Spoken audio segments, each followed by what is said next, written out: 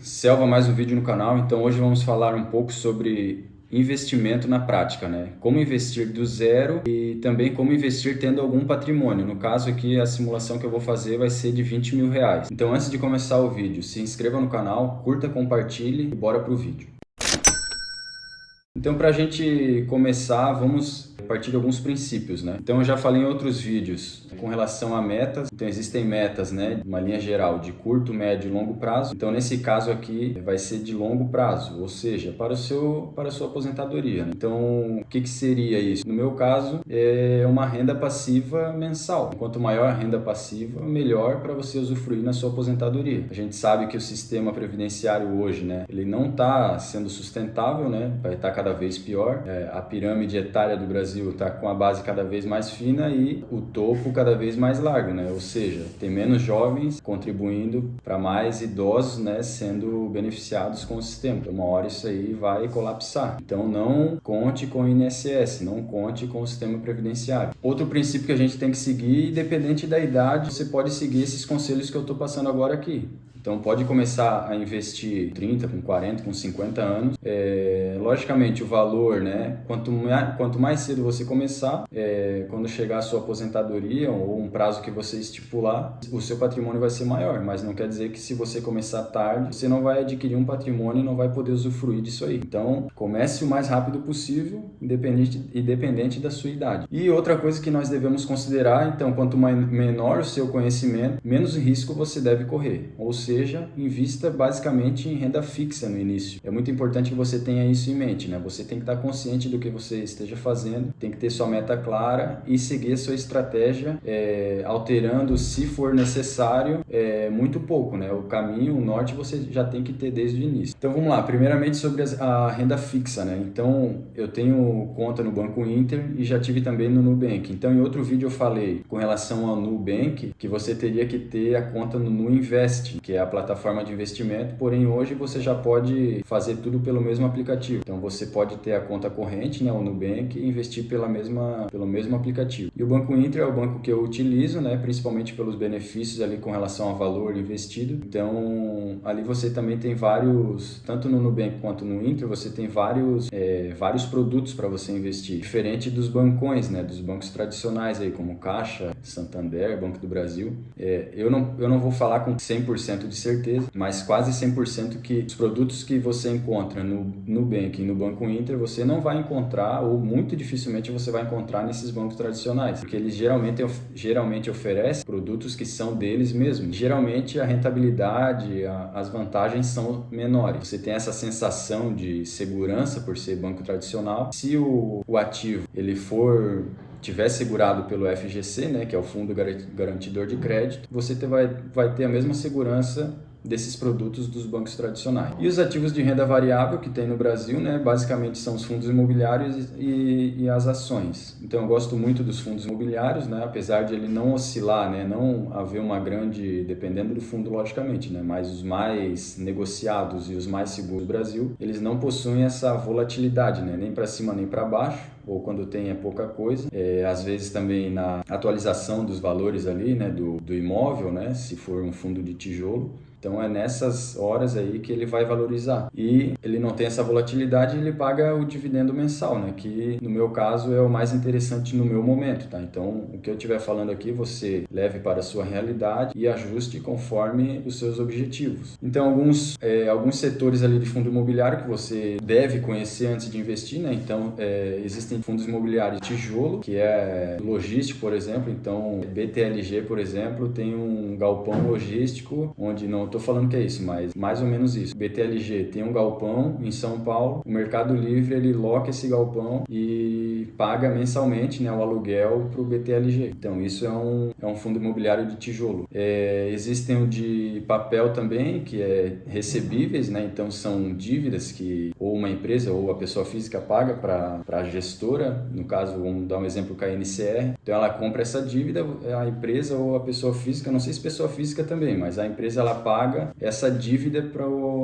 para a gestora. E também tem o híbrido, né? Que é uma gestora que ela possui no seu portfólio tanto o imóvel, né? Quanto os créditos de recebíveis aí. E as ações você tem que avaliar por setor, né? Existem setores que são muito seguros, né? Então, que dificilmente você vai perder dinheiro. Além do setor, você logicamente tem que escolher bem a empresa. Então, setor como banco, como seguradora, como transmissora de elétrica, né?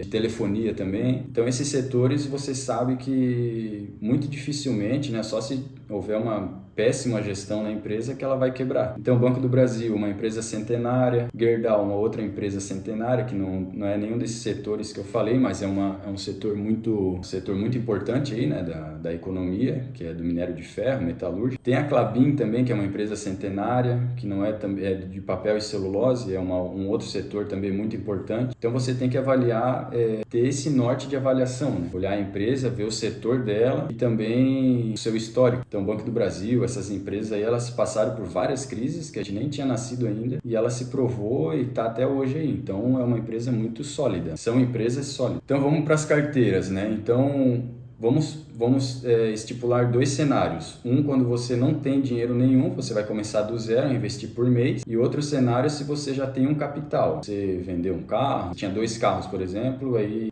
você precisa só de um agora. Você vende o carro, começa a investir a partir daí. Ou, no caso do militar, uma movimentação, já expliquei em outro vídeo, né? Uma movimentação, que foi o meu caso, eu peguei uma parte para as despesas e a outra para o investimento. E daí eu coloquei, como eu não tinha muito conhecimento, coloquei numa renda fixa com um prazo mais ou menos do que eu gostaria de permanecer na minha guarnição que eu estava indo, que no caso foi Cruzeiro do Sul no Acre. Então a minha ideia inicial era ficar 2 anos nessa guarnição. Quando eu peguei o dinheiro da movimentação, coloquei grande parte numa renda fixa de 2 anos. Então, como eu já expliquei em outro vídeo, geralmente, né, quando o prazo que você quer deixar o dinheiro, né, quanto maior o prazo, maior a rentabilidade. Então, nesse caso ali, como não era liquidez diária e tal, e eu me propus a deixar esse dinheiro por um bom tempo ali, então eu consegui uma rentabilidade boa. Então, esse caso ali foi muito bom, essa renda fixa, tendo esse capital inicial e sem muito conhecimento. E outro ponto importante aqui, então, a gente sabe, né, muitos canais, e eles não estão errados, e eles recomendam que você tenha um fundo de emergência. Só que o fundo de emergência, qual é a característica do fundo de emergência?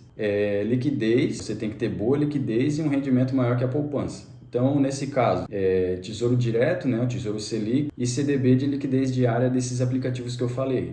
E dos outros bancos também, né? Tem do PicPay, tem outros bancos aí também que oferecem esse tipo de produto. Só que qual que é o lado ruim disso? Qual que é a minha sugestão? Você vai começar do zero. Coloque, invista os seus primeiros investimentos em produtos que você tem um prazo para você retirar. Por exemplo, um LCI de 2 anos. Ah, mas como que eu vou fazer isso sem ter uma reserva de emergência?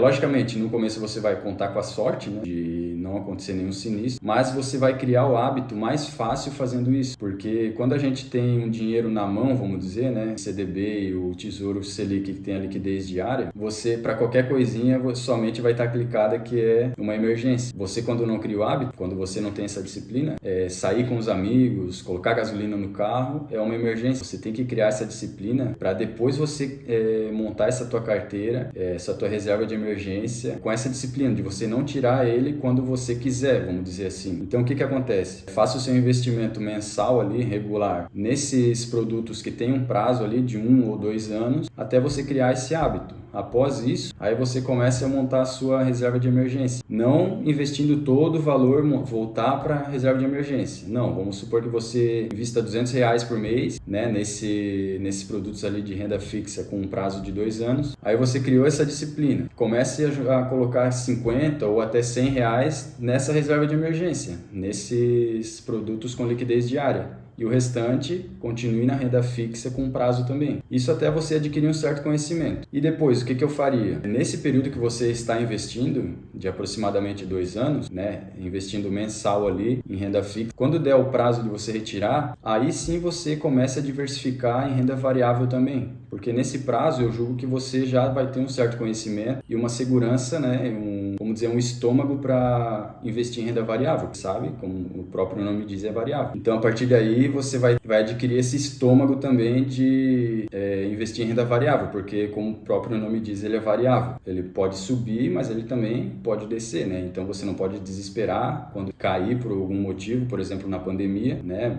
Todos os ativos praticamente caíram. Muita gente que não tinha essa disciplina e esse conhecimento foi lá e tirou, perdeu todo o dinheiro. Sendo que, na verdade, era a hora de investir mais ainda, né? E, logicamente, era uma situação passageira, né? Ninguém imaginou que ia durar tanto tempo, mas foi passageira. Então, agora vamos para o cenário que você tenha um capital inicial, ou o valor de um carro que você vendeu, ou da movimentação que eu falei, no caso dos militares. Então, vamos considerar R$20 mil.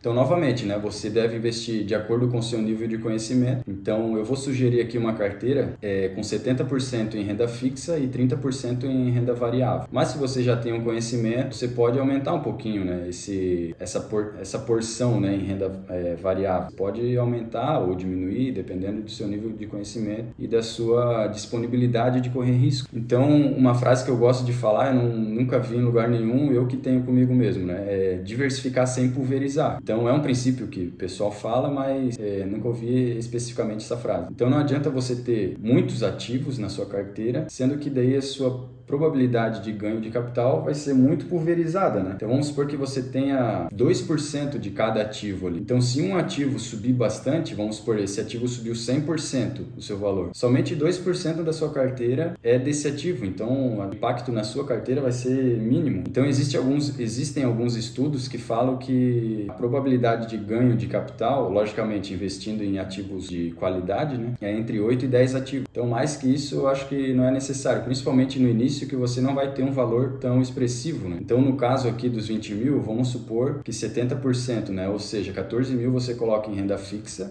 Essa renda fixa, logicamente, com um prazo maior ali e, consequentemente, com a rentabilidade maior. Então, dentro dos produtos de renda fixa, que eu gosto bastante, né? LCI e LCA, que são produtos que você não paga imposto de renda, esse daí é lei, né? Você não vai ter imposto de renda descontado quando você for resgatar esse produto, né? Esse investimento. E também tem os ativos que eles pagam IPCA mais 6%, IPCA mais 7%. O que isso quer dizer? IPCA nada mais é do que a inflação, né? Um índice que mede a inflação. Então vamos supor que deu alguma crise aqui no Brasil e a inflação anual foi 10%. Esse investimento ele vai pagar o IPCA, ou seja, 10% mais os 6% ali. Você entrou em acordo, vamos dizer assim, quando você investiu nesse produto, entendeu? Então, se subir 20%, seu rendimento vai ser 26%. Então, você sempre vai estar protegido da inflação. Então, é um ativo bem interessante de você também dar uma estudada e considerar ele na hora de você fazer o seu investimento. E renda variável, então, os 6 mil que sobraram, eu dividiria desta forma. Então, 3 ativos, cada um R$1.000, né? Cada investimento sendo R$1.000 aproximadamente. Então, 3 fundos imobiliários e 3 ações. Então, dos fundos imobiliários são os que eu citei ali basicamente, né? Eu colocaria no HGLG, MXRF e no KNCR. Então, o HGLG é fundo de tijolo, então ele não tem um dividendo muito alto, porém é constante, né? Ele é regular. Historicamente, ele oscila muito pouco o valor do seu dividendo. E também ele tem uma crescente devagar, mas contínua, né, no seu valor patrimonial. Então é um fundo bastante negociado, tem um valor patrimonial muito grande, a liquidez muito boa, então se quiser comprar, vender, você consegue quase que na hora. Basicamente, praticamente na hora, né? Você quer vender, você faz a ordem lá e ele vende na hora. O MXRF também é um dos fundos mais negociados da bolsa. Ele é híbrido, né? Então ele tem imóvel fixo e também tem o créditos e recebíveis. Então ele tem fundo de papel e de tijolo ao mesmo tempo. Fundo bem negociado também e ele tem um preço bem acessível, ele está na casa dos R$10. Isso que ele é um ativo muito interessante. Isso não quer dizer que ele está barato ou está caro, né? Se ele está R$10 e o HGLG está 160, o HGLG é 16 vezes mais caro. Não é isso. Tem que ver, tem vários fatores ali. Você tem que analisar, né, fundamentos. Mas ele por ser um preço acessível, ele é bastante negociado. E ele é um fundo muito bom também, paga um dividendo bem bom e regular. E o outro, KNCR, é um fundo de papel, né? Esse tipo de fundo imobiliário é o mais arriscado que tem. Ele tem um risco maior porque é o crédito de recebível. Então, se a pessoa não pagar, der o calote ali, a gestora vai deixar de receber e, consequentemente, vai, né, impactar nos dividendos. Mas o KNCR, historicamente, ela só aumenta o seu valor patrimonial, ela paga regularmente ali os dividendos acima de 12% ao ano, né? Nos últimos 5 anos, a média é 12%, 12 e alguma coisa. Então, é um fundo bem conceituado. A gestora, né, a Kinea, é uma gestora muito conceituada no país aí, existem vários ativos, né, que a Kinea gere, né? Então, é um fundo também muito bom. E entre as ações dos setores que eu falei. Então, todos esses ativos eu tenho na minha carteira, né? Tanto os fundos imobiliários e as ações que eu vou falar aqui também. Então, eu investiria no Banco do Brasil, é um banco muito bom, é centenário, tem mais de 100 anos, na verdade, e paga um dividendo regular, né? É política da empresa pagar os dividendos ali. Então, o payout da empresa está entre 40%. Então, 40% do lucro do Banco do Brasil é pago em dividendo para os acionistas. Então, imagina se aumentar um pouco esse dividendo. Então, o dividendo está basicamente na casa dos 8%. Então, se aumentar o payout, vai aumentar o seu dividendo. Então, é uma empresa muito boa, apesar de ter o dedo do governo ali, mas então já se provou ser muito competente, né? E, por enquanto, né, não tem a interferência do governo. Tomara que não tenha. Outro ativo que eu acho muito bom do setor de elétricas, né? A Taesa. Taesa é uma empresa muito tradicional e eu vejo um bom momento para você adquirir ela, apesar dela estar no impasse aí com relação a dividendo, investimento. Historicamente, ela está com PVP, né, que é o preço sobre o valor patrimonial, está um pouco abaixo, né, e eu acho um bom momento para você comprar. Não é uma empresa que vai quebrar, logicamente, muito difícil isso acontecer. A tendência é que ela aumente seu valor patrimonial e aumente seus dividendos também. Hoje está por volta de 6% ao ano, mas ela com certeza tem condições de pagar mais e passando essa crisezinha momentânea aqui, ela vai pagar um pouco mais. E a outra empresa que eu acho no setor muito bom também, que é o de seguro, né, é o da Caixa Seguridade. Por que da Caixa e não do Banco do Brasil? Da Caixa é um ativo mais novo, né, mais recente, que entrou para ser negociado na Bolsa de Valores. Então ela não está com um preço tão alto, né, e ela paga um dividendo muito bom também. A tendência é que seu lucro, né, seu patrimônio aumente cada vez mais. Esse seguro a gente sabe como que é, né, então a gente paga para não ter que usar, né. Então basicamente, né, Banco do Brasil, da Caixa, as seguradoras que são de bancos, elas não têm essa despesa a mais com instalação, com funcionários, já usam as instalações dos funcionários do próprio banco, né? Então eles só oferecem esse produto a mais e quase 100% de lucro, né? Quando não é utilizado, quando não ocorre nenhum sinistro, é 100% do lucro no caixa da empresa. Então é um setor muito bom de você investir também. Logicamente, tem que analisar o momento certo de entrar e tal, mas eu consideraria esse setor também de seguro. Muito obrigado pela atenção. Comente aí embaixo se você gosta de outro ativo ou se você já tem investido em algum desses ativos que eu falei aqui. Compartilhe com o máximo de gente possível para que você ajude outras pessoas também. E até o próximo vídeo.